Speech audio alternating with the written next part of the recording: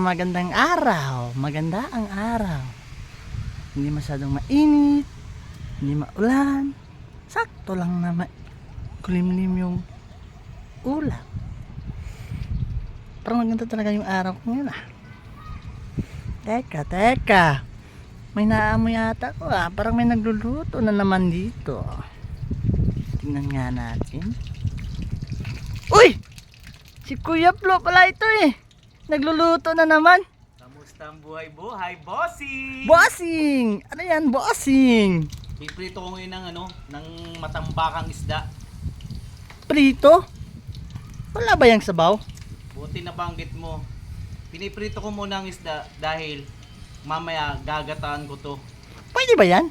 Pwede to. Anong tawag doon, Kuya Flo? Ginataang isda. Pero prito. Oo, pinirito ko muna. Masarapin ba yan? Masarapin to, syempre. Yun talaga, oh. May isda ba pala sa likod na hindi pa luto? Marami yan. Yun talaga. I. Kuya Flo, patikim ako ha?